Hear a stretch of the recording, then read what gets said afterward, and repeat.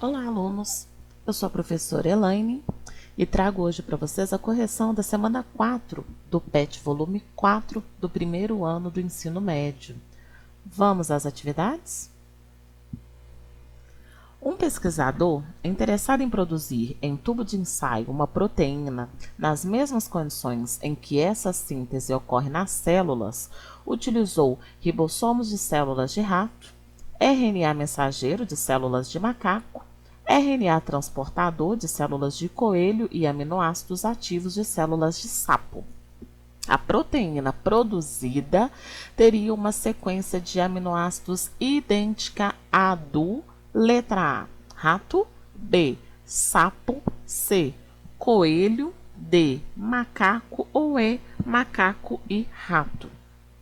Gente, nós sabemos que o RNA mensageiro é responsável pela transferência de informações do DNA até o citoplasma. Então, durante essa transcrição, a enzima, a nossa polimerase, ela faz a cópia de um gene do DNA para o RNA mensageiro.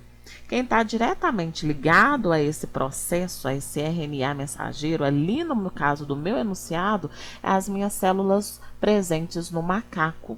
Então, a minha alternativa correta é a letra D. Seria uma proteína produzida, ela teria uma sequência de aminoácidos idêntica à do macaco. Próxima questão.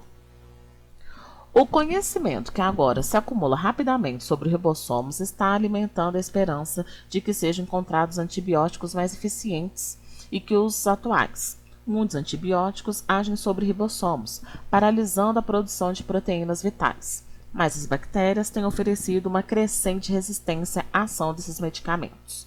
O organismo humano é formado por aproximadamente um seguido de 14 zeros, que são as nossas células, e cada célula, as do fígado, por exemplo, pode conter 6 milhões de ribossomos que produzem proteínas do modo contínuo e preciso. Uma bactéria pode conter cerca de 100 mil ribossomos em incessante funcionamento. Os antibióticos se infiltram nos ribossomos das bactérias e não do organismo humano por causa das sutis diferenças das estruturas desses componentes celulares. As moléculas dos antibióticos são bem menores que os ribossomos, mas podem entupir os túneis dos ribossomos e impedir a produção de proteínas essenciais à manutenção dos seres vivos. Isso é uma pesquisa, retirado em 2011. Vamos lá. De acordo com o texto e os conhecimentos sobre o assunto, nós podemos afirmar. Primeira coisa, gente, antes da gente analisar essas alternativas, estamos falando primeiro da questão dos ribossomos, presentes no meu organismo humano, e ele está presente também nas minhas bactérias. Então, eu estou falando primeiro, eu quero que você...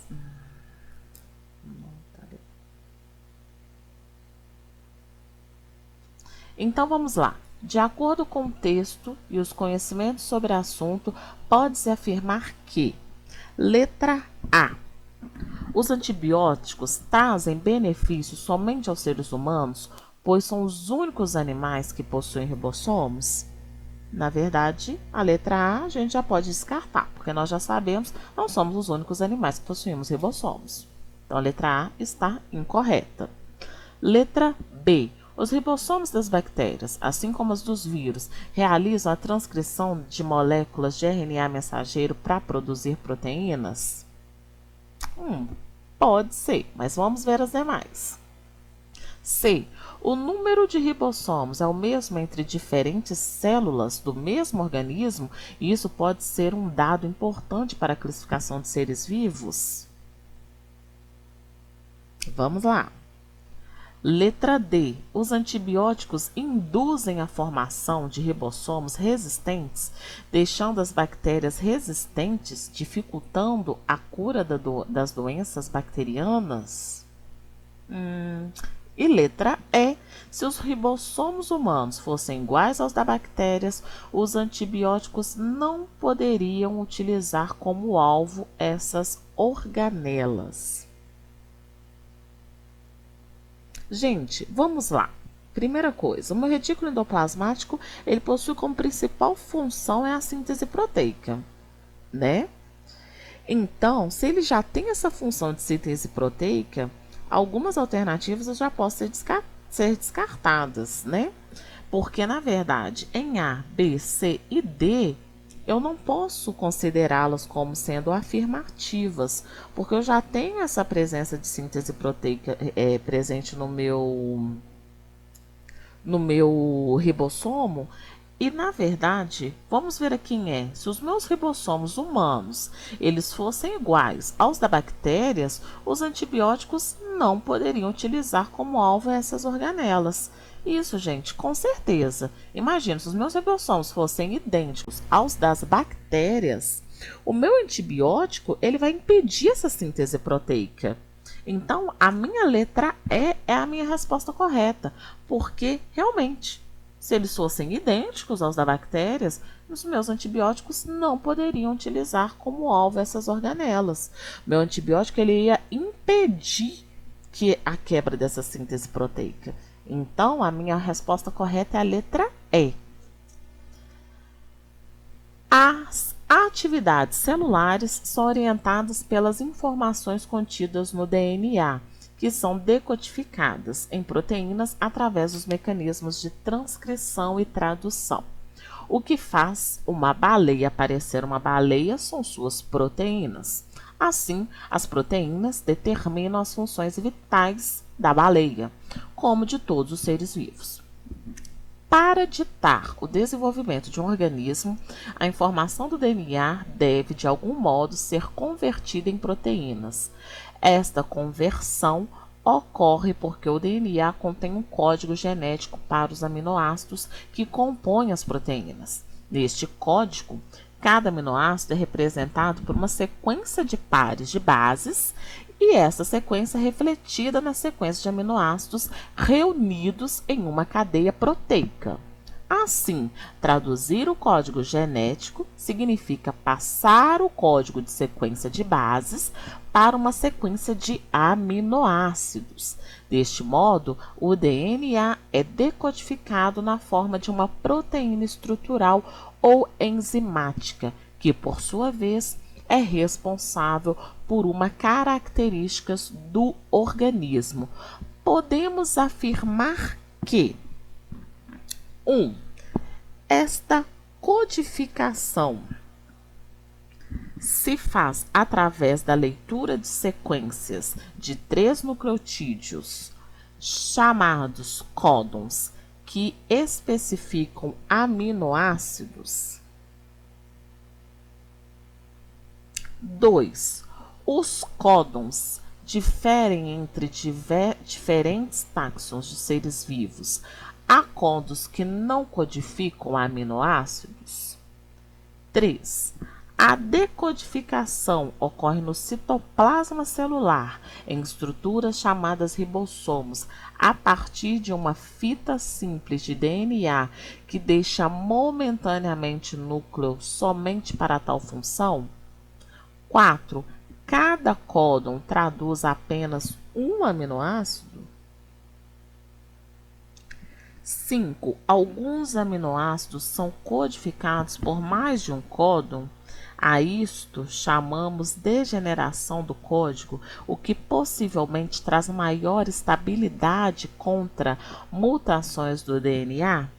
Indique a alternativa em que todas as afirmativas são falsas. 1.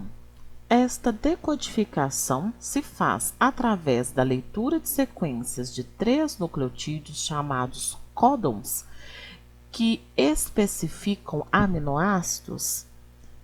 Esta minha 1 está totalmente correta, porque sim, eu tenho uma trinca de nucleotídeos que é denominados códons, né? Que elas vão dar especificidade a esse aminoácido. Sim, está correta. 2. Os códons diferem entre diferentes táxons de seres vivos. Há códons que não codificam aminoácidos. Vamos analisar a 2. Na verdade, os meus condos, eles não diferem dos táxons. Eles são os mesmos, né, para os táxons dos seres vivos.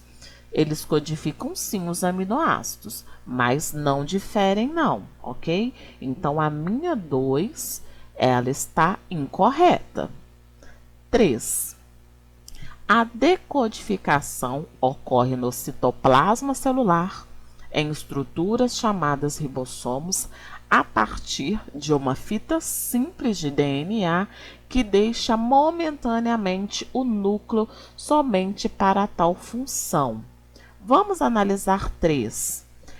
A minha fita simples não é de DNA, mas é sim de RNA mensageiro. Ela sim, ela deixa momentaneamente meu núcleo, né, para ela poder exercer a função. Mas aqui eles trocaram, não é o meu DNA, é o meu RNA. Então, a minha 3 também está incorreta. 4. Cada condo traz apenas um aminoácido? Ok, certinho. 5. Alguns aminoácidos são codificados por mais de um condo? A isto chamamos degeneração do código, o que possivelmente traz maior estabilidade contra mutações do DNA? Correto também. Então, indique a alternativa em que todas as afirmativas são falsas.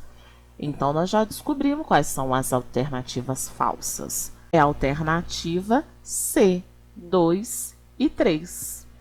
Células animais com função secretora apresentam abundância de retículo endoplasmático granuloso ou rugoso e complexo Golgi.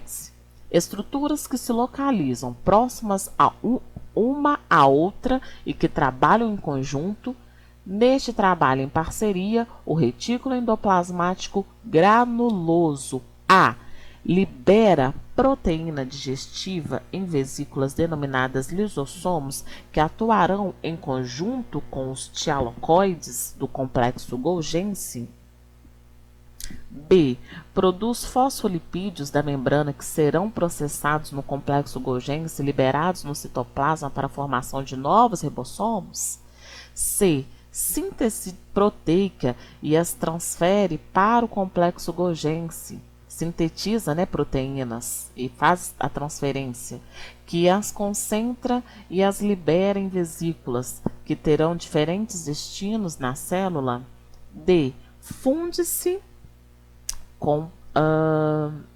ao complexo Golgi para formar o cromossomo dos espermatozoides, responsável pela digestão da parede do óvulo e pela penetração nesse, ou acumula os polissacarídeos de parede celular produzidos no complexo Golgi e os processa antes de liberar as vesículas que se fundirão com membrana plasmática. Bom, moçada, neste trabalho em parceria, o meu retículo endoplasmático granuloso, ele sintetiza proteínas e as transfere para o complexo Golgi, que as concentra e as libera em vesículas que terão diferentes destinos na célula. Minha resposta correta é a alternativa C. Bem, moçada, vamos para a próxima questão. Na etapa de finalização da síntese proteica, a produção da proteína é interrompida quando se encontra um condo denominado de condo de determinação. Assim que esse condo é encontrado, o fator de liberação atua liberando a cadeia formada.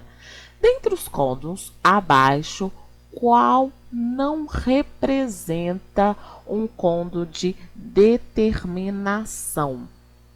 Então, dentre os condos das alternativas A, B, C e D, qual não representa um condo de determinação? O único condo, gente, que não representa um condo de determinação é o que está contido em A, que é a minha adenina uracila guanina. elas não apresentam cômodo de determinação. Então, estas foram as atividades corrigidas do PET, volume 4 da semana 4. Fique conosco que em breve vamos postar mais respostas das atividades do PET.